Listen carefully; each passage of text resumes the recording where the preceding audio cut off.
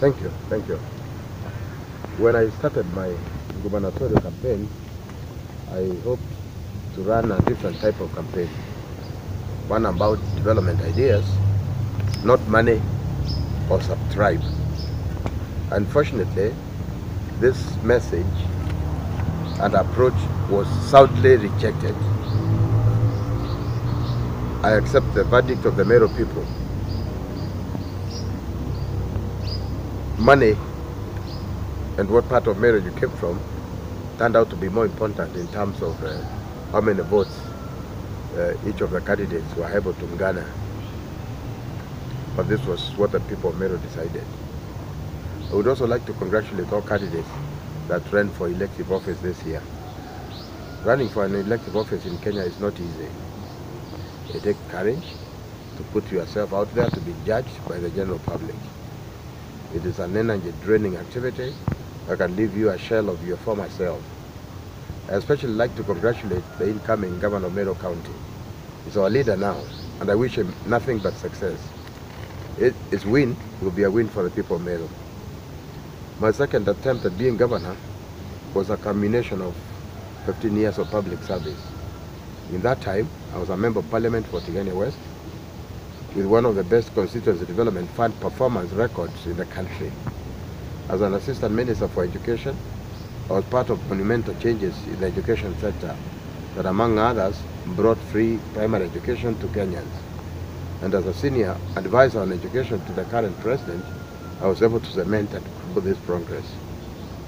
I thank the Lord every day that President Mwai Kibaki and Uhuru Kenyatta gave me the opportunity to serve the Kenyan people. I'm especially proud that I've never been accused or charged of any form of corruption throughout my professional and public career.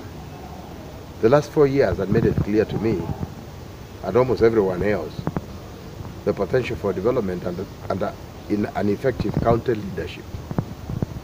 Devolution brought around change that even the most respected development experts would not have imagined. Many of these changes have been good. The public has a more intimate contact with government.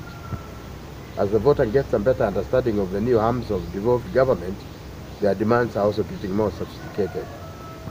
This election season, many elected officials were challenged on their previous leadership performance, a trend that hopefully will grow over time. But there have also been drawbacks with the new reality. From our estimates, a member of the county assembly needed at least 5 million shillings to have a competitive opportunity, while a member of parliament needed no less than 32 million. An average member of parliament needed no more than less than 32 million. On the higher hand, any gubernatorial candidate spending less than 100 million shillings did not stand a chance. Such high figures discourage and will continue to discourage the majority of us from ever participating in politics. And those that can invest in these special terms will surely look to recoup their investment once in political office. And while you don't have to steal public resources or have non-integrity issues to win an elective office in Kenya, it surely helps. And what then do we expect from those achieving those offices? The voter also became accustomed to being bribed. It was shocking to see little children, along with even physically able adults, running towards me during the campaign asking for what is called a listening allowance.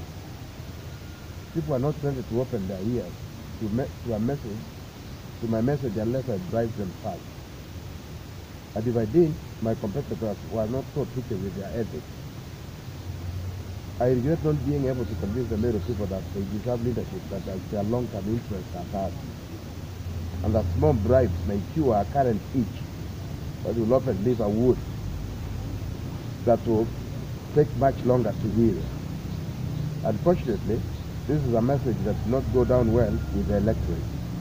Regrettably, many in power drive in this ignorance, allowing them the opportunity they crave to cheat and bribe a public that is languishing in poverty.